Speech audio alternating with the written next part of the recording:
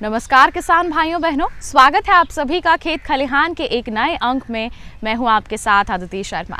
किसान भाइयों बहनों, आज हमारे इस कार्यक्रम के जरिए हम आपके लिए लेकर आए हैं जानकारियां हल्दी और अदरक की खेती से संबंधित। कैसे आप इन सब की खेती को अपनाकर इनकी सही तरह से देखभाल करके अपनी आमदनी में वृद्धि कर सकते हैं। तो फिर आइए आज के हमारे इस कार्यक्रम का आगाज करते हैं।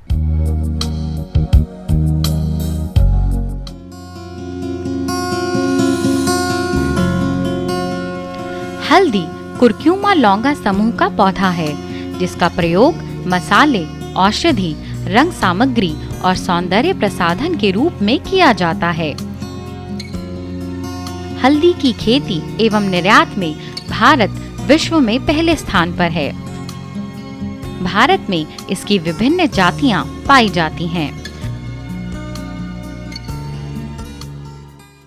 भारत में 2 लाख हेक्टेयर आंकलित क्षेत्रफल से इसका उत्पादन करीब 10 लाख टन है। अदरक जिंजिबर ऑफिसिनल एक झाड़ी नुमा बहुवर्षीय पौधा है जिसका प्रकंद मसाले के रूप में प्रयोग किया जाता है। अदरक उत्पादन में भारत विश्व में सबसे आगे है। भारत के कई राज्यों में अदरक की खेती की जाती है। देश के प्रमुख अदरक उत्पादक राज्य केरल और मेघालय हैं। विदेशी किस्में जैसे रियो डी जेनेरियो भी कृषक समाज में प्रसिद्ध है। भारत में 8 लाख हेक्टेयर टन से इसका उत्पादन 13 लाख टन है। किसान भाइयों बहनों, आज के हमारे इस कार्यक्रम में सबसे पहले हम आपको बताएंगे हल्दी और अदरक की खेती के बारे में। कैसे आप इसे अपना सकते हैं और इसे अपनाकर कैसे आप इससे लाभ ले सकते हैं, इसके बारे में भी जानकारी देंगे। और इस पर चर्चा करने के लिए इस वक्त हमारे साथ मौजूद हैं भारतीय कृषि अनुसंधान संस्थान पूसा नई दिल्ली के शाकीय विज्ञान संभाग के अध्यक्ष doctor BS Tomar. Doctor Tomar, बहुत बहुत स्वागत है आपका हमारे कार्यक्रम में। डॉक्टर तोमर, हमारे जो किसान हैं वो परंपरागत फसलों की खेती करते आ रहे हैं, लेकिन अब धीरे धीरे उनका जो रुझान है वो अन्य फसलों की ओर भी बढ़ रहा है। और हमारी सरकार का भी लक्ष्य है कि वर्ष 2022 तक हमारे जो किसान भाई बहन हैं उनकी आय जो है वो दोगुनी हो सके। तो आप हमारे कार्यक्रम के माध्यम से हमारे किसानों को जानकारी दें कि अगर वो हल्दी और अदरक की खेती अपनाते हैं तो क्या उनको लाभ मिल सकता है इससे, और कैसे उन्हें ये जो है फायदा पहुंचा सकती है इसकी खेती। देखिए, हल्दी और अदरक दोनों एक तो विविधता लाने के लिए हमारी खेती में उसके लिए एक ऑप्शन है। दूसरा, हमारा स्थानीय जो बाज़ार है उसमें दोनों की ही बहुत अधिक मांग है। तीसरा, हल्दी तो एक विश्व स्तर की मसाले की फसल के रूप में इसकी पहचान हुई है, क्योंकि इसके अंदर जो है कुर्कुमिन एक पदार्थ होता है जो बहुत सारी बीमारियों से लड़ने की क्षमता रखता है। और इसके साथ साथ इससे ओलिरोजिन नामक एक तत्व भी निकाला जा सकता है जिसका औद्योगिक या व्यावसायिक भी इसका एक पहलू इसमें अंदर है। और अदरक से भी हम अदरक का तेल निकाल के इसका बेहतर प्रदर्शन कर सकते हैं। सुखा करके इसको हम सौंठ के रूप में इसको लंबे समय तक रख सकते हैं। और इसकी खेती से निश्चित रूप से इसका उत्पादन क्षमता भी अधिक होता है और बाज़ार मांग तो निर्धारित है। बहुत अच्छा बाज़ार मांग हल्दी और अदरक दोनों ही फसलों का रहता है। तो निश्चित रूप से अगर हमारे किसान भाई अदरक हल्दी की खेती करते हैं तो उनके लिए निश्चित रूप से एक फ़ायदे का आयाम होगा। जी बिल्कुल। तो हल्दी और अदरक की खेती जो है हमारे किसानों के लिए फ़ायदे का सौदा साबित हो सकती है अगर वो इसे अपनाते हैं। तो आपसे जानना चाहेंगे कि किस प्रकार की जलवायु और साथ ही साथ अगर मिट्टी की बात करें तो वो कौन सी होनी चाहिए जहां पर हल्दी की और अदरक की जो अच्छी उपज है हमारे किसान हासिल कर सकते हैं। निश्चित रूप से हल्दी एवं अदरक ये दोनों महत्वपूर्ण फसलें हैं और इनसे बेहतर उत्पादन और लाभ लेने की इनके अपार संभावनाएँ रहती हैं। अगर हमारे किसान भाई जलवायु के हिसाब से इसको देखते हुए इसकी खेती करते हैं तो ये दोनों गर्मी और वर्षा के मौसम की फसल हैं। और इनके अच्छे, अगर हम बात करते हैं हल्दी की, हल्दी को गर्म एवं नमी युक्त वातावरण की, हॉट एंड ह्यूमिड क्लाइमेट इसके लिए बेहतर रहती है। लेकिन जब बात करते हैं अदरक की तो अदरक को भी गर्म एवं नमी युक्त वातावरण की आवश्यकता हो, लेकिन उसके जो तापक्रम की जो आवश्यकता है वो हल्दी की अपेक्षा कम होती है। यानी कि 18 डिग्री से लेके 28 डिग्री तक का जो तापक्रम है वो अदरक के लिए बेहतर रहता है। और हल्दी के लिए हम इसका जो तापक्रम है 38 से 40 डिग्री तापक्रम तक भी इसको देखा जा सकता है। ये फसल बहुत अच्छा बढ़वार कर सकती है। ये तो रहा इनका वातावरणीय परिस्थितियों की बात। अगर हम मृदा की बात करते हैं, क्योंकि ये दोनों ही फसलें ऐसी हैं जिनमें आर्थिक रूप से जो हमारा इनका पौधे का हिस्सा है वो मॉडिफाइड तना होता है और उसी का ही इसमें ज़्यादा मूल्य होता है। तो इसके बेहतर विकास के लिए ब्लूई दोमट, दोमट, चिकनी दोमट या लेटराइटिक जो सॉयल हैं वो इसके लिए बेहतर रहती हैं। और इनका जो मृदा है वो उर्वरा शक्ति के दृष्टिकोण से अदरक के लिए जो है औसतन रूप से उपजाऊ होनी चाहिए, लेकिन हल्दी के लिए बहुत अच्छी उपजाऊ मिट्टी ही बेहतर रहती हैं, या ऐसे खेत जिनकी उर्वरा शक्ति बहुत अच्छी है वो हल्दी के लिए बेहतर मानी जाती है। और एक बात यहाँ और मैं अपने किसानों को बताना चाहूँगा कि अदरक और हल्दी में एक विशेष बात ध्यान रखने की है कि एक खेत में निरंतर इन दोनों फसलों को नहीं लगाना चाहिए। और अगर लंबे समय तक हम एक ही खेत में इन फसलों को लेते हैं तो धीरे धीरे इनमें रोग और बीमारियां बढ़ने की संभावना बढ़ जाती है। जी बिल्कुल, तो ऐसे में ज़रूरी हो जाता है कि हमारे जो किसान हैं वो फसल चक्र को अपनाएं और साथ ही साथ जलवायु और मिट्टी का ध्यान रखना भी बेहद ज़रूरी है। अब आपसे जानना चाहेंगे कि इनकी बुआई का जो समय है वो क्या होता है, क्या उचित समय है, कब हमारे किसान जो हैं इनकी बुआई कर सकते हैं अपने खेतों में? अदरक एवं हल्दी की सफल खेती के लिए बुआई के समय का अपना एक विशेष महत्व है। अगर किसान भाई अदरक की बुआई करना चाहते हैं तो जो पर्वतीय क्षेत्र हैं उनमें तो बुआई का समय मध्य फरवरी से लेके मार्च के बीच में माना जाता है, और हमारे किसान भाई जो अदरक की खेती करते हैं उन्होंने इसकी रोपाई कर दी होगी। लेकिन जो हमारे मैदानी क्षेत्र हैं जहाँ पे इसकी खेती होती है वहाँ पे इसको जो है मई के पहले पखवाड़े में इसकी रोपाई या बिजाई कर सकते हैं हमारे किसान भाई। और हल्दी की अप्रैल से लेकर के जून के मई के अंत तक इसकी बिजाई कर सकते हैं। ये उपयुक्त समय इनके लिए रहेगा। और अदरक के अंदर जो किसान भाई अगेती बुआई करते हैं तो उसमें अधिक पैदावार मिलने की संभावना रहती है, क्योंकि गर्मी के मौसम में अगर किसान के पास सिंचाई जल की व्यवस्था है तो उसमें फसल का बढ़वार अच्छा होता है, बीमारियां कम आती हैं, कीड़े कम आते हैं, और जब तक इनके प्रकोप होने की संभावना बढ़ती है तब तक फसल अपनी काफ़ी अच्छी अवस्था को पार कर लेती है। तो बुआई के समय का अपना विशेष महत्व है और इसको निश्चित रूप से हमारे किसान भाइयों को इस पर ध्यान देने की ज़रूरत है। अगर आप इन दोनों फसलों से बेहतर उत्पादन लेना चाहते हैं तो समय सीमाओं को आपको अपनाने की आवश्यकता है।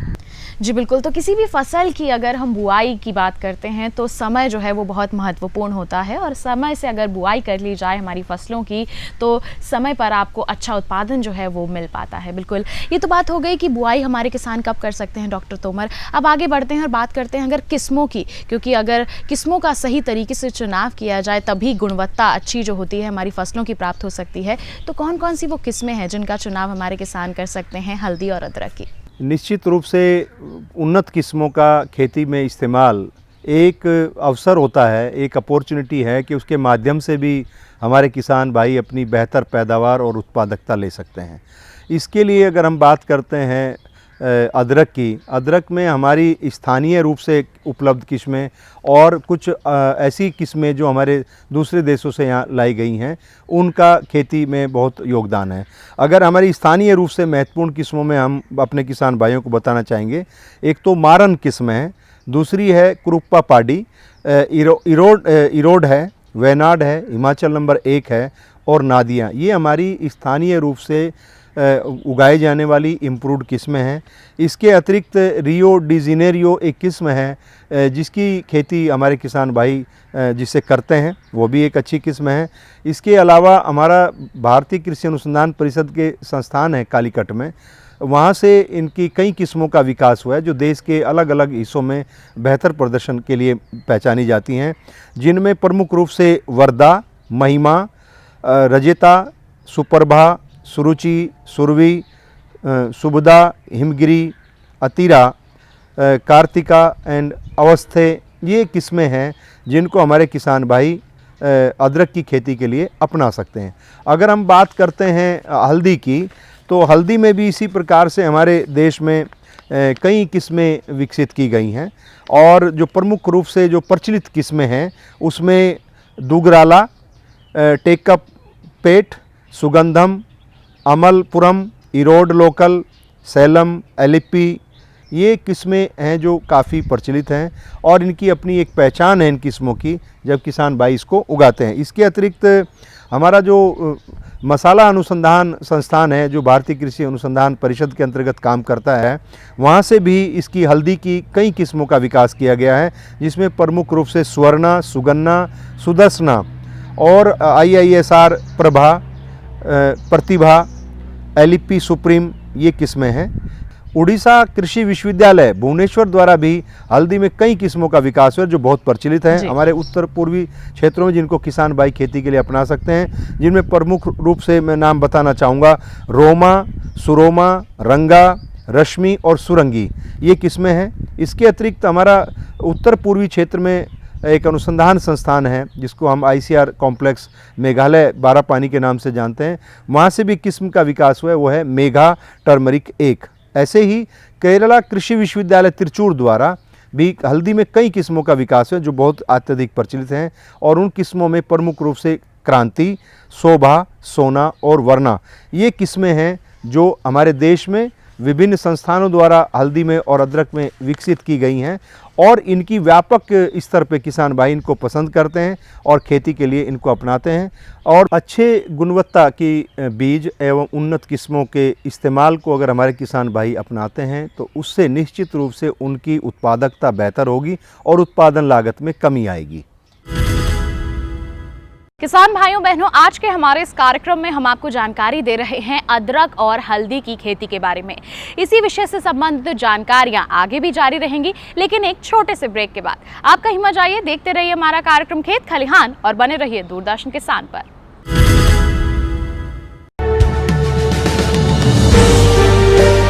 50 साल से लगातार कृषि दर्शन है आपके साथ। खेती की नई तकनीकों से लेकर किसानों की हर समस्या का हल, जारी है कृषि दर्शन का ये सफर। किसान चैनल के साथ सोमवार से शुक्रवार शाम 5:30 पर।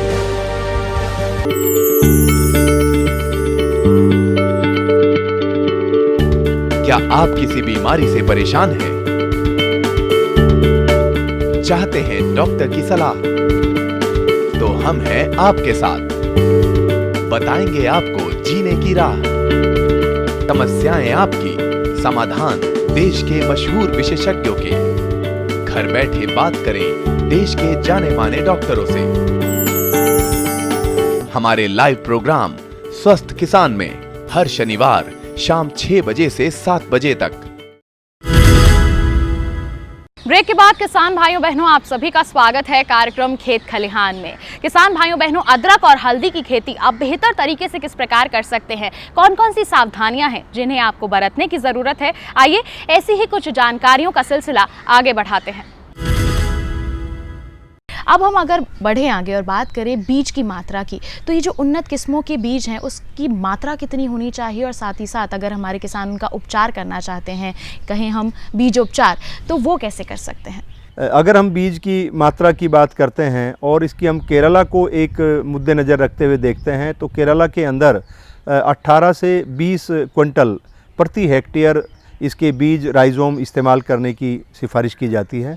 अगर हम इसकी खेती पर्वतीय क्षेत्रों में करते हैं, उत्तर भारत के जो पर्वतीय क्षेत्र हैं उनमें हम इसकी 20 से 25 क्विंटल प्रति हेक्टेयर की सिफारिश करते हैं। अगर हम बात करते हैं हल्दी की, हल्दी में 3 प्रकार से इसकी बीज की मात्रा को देखा जा सकता है। एक तो अगर हम उसमें जो मदर बल्ब होते हैं, मदर राइजोम्स होते हैं, जब उनका इस्तेमाल करते हैं तो उसकी मात्रा अधिक पड़ती है। तो उसमें 2000 किलो से लेकर के 2500 किलो यानी कि 20 से 25 क्विंटल प्रति हेक्टेयर इनकी राइजोम्स की आवश्यकता होती है। अगर हम बात करें इसकी, अगर हम फिंगर्स की बात करते हैं, अगर फिंगर से रोपाई करते हैं तो उनकी मात्रा रहती है 15 से 18 क्विंटल प्रति हेक्टेयर। और अगर हम बात करते हैं उत्तर भारत के मैदानी क्षेत्रों में जहां इसकी खेती अंतर फसली के रूप में होती है, जब नए बाग लगाए जाते हैं, बाग छोटे होते हैं, तो उसके अंदर किसान भाई हल्दी कर लेते हैं, या बागों के अंदर भी जब तक उसमें धूप मिलती है उसमें इसकी खेती कर लेते हैं, तो वहाँ 500 से 600 क्विंटल किलोग्राम जो राइजोम्स की हैं उनकी आवश्यकता होती है। अब बात आती है कि जो राइजोम का आकार कितना होना चाहिए। अगर हम हल्दी की बात करते हैं तो औसत जो राइजोम का भार है वो 35 ग्राम से 44 ग्राम या 45 ग्राम के बीच में होना चाहिए और उसके ऊपर 2 से 3 आंखें होनी चाहिए। अगर हम हल्दी की बात करें, हल्दी को अगर हम मदर राइजोम के रूप में इस्तेमाल करते हैं तो उससे बीज की मात्रा अधिक लगेगी। तो हम अपने किसान भाइयों को कहना चाहेंगे कि आप उनको टुकड़ों में इस्तेमाल करें और टुकड़े का जो आकार है, लंबाई है, वो 2.5 सेंटीमीटर से 5 सेंटीमीटर का होना चाहिए और उसका जो वज़न है वो 20 से 25 ग्राम औसत बेहतर रहता है और 1 से 2 आंखें उसके अंदर होनी चाहिए। अब बात आती है कि जब किसान भाई बीज बहुत महंगे मिलते हैं और बड़ी मेहनत से उसको बीज को प्राप्त करते हैं और उसकी फसल सफल हो जाए, उसके लिए हम बीज उपचार की भी बात करते हैं। किसान भाइयों, आपको बुआई से पहले बीज उपचार करना बहुत ज़रूरी है। बीज उपचार के लिए आप 0.3% डाइथेन M45 का घोल बना सकते हैं। इसका मतलब ये हुआ कि अगर आप 100 लीटर पानी इस्तेमाल कर रहे हैं बीज उपचार के लिए, उसमें 3 किलोग्राम दवाई, आपको 300 ग्राम दवाई रहेगी उसमें उसको मिलाया जा सकता है और घोल के अंदर 30 मिनट तक जो इसके मदर राइजोम हैं या जो आपकी फिंगर्स हैं उनको उसमें डुबो करके रखा जाता है और उसके बाद उनको निकाल करके 3 से 4 घंटे छायादार जगह में सुखा लिया जाता है और उसके बाद इनको बिजाई के लिए इस्तेमाल में लाया जाता है। जब इसकी बिजाई करते हैं या रोपाई करते हैं तो वहाँ एक बात ध्यान रखने की है कि इसके जो मदर राइजोम हैं उनको बहुत गहराई पे नहीं बुआई की जाती है।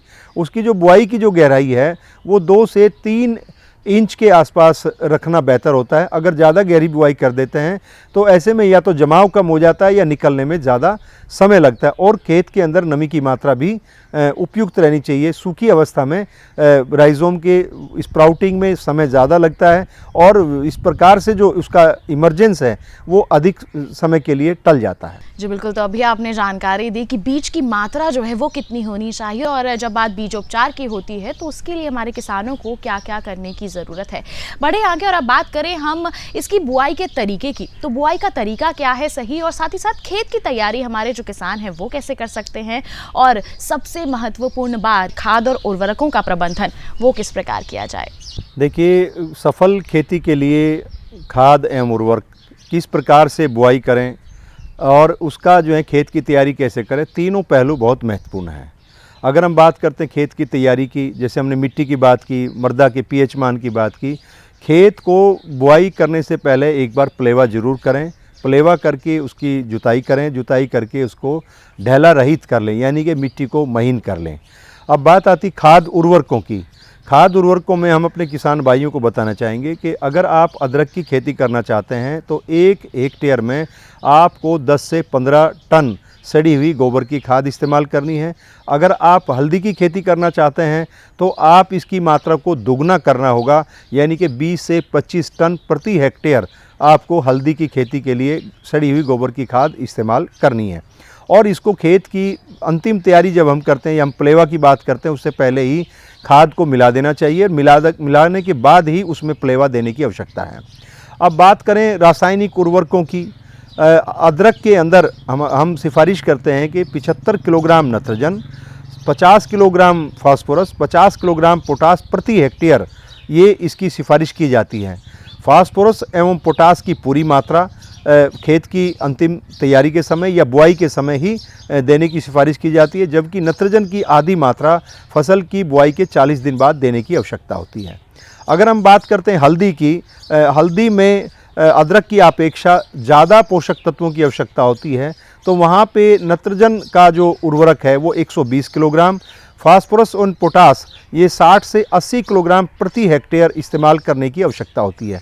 और किसान भाइयों, आपको इन दोनों ही फसलों में पोटेशियम उर्वरक का इस्तेमाल करना बहुत ही ज़रूरी है, क्योंकि ये उत्पादन के साथ साथ उत्पाद की गुणवत्ता और उसमें रोग और कीड़ों के सहन करने की क्षमता को भी बढ़ाता है। इसलिए इसका इस्तेमाल करना बहुत ज़रूरी है। और हर एक जो मिट्टी के अंदर तैयार होने वाली फसल है, चाहे वो जड़ वाली फसलें हों, चाहे तने वाली आलू हो या हल्दी और अदरक हैं, इनके अंदर पोटेशियम उर्वरक का विशेष महत्व है।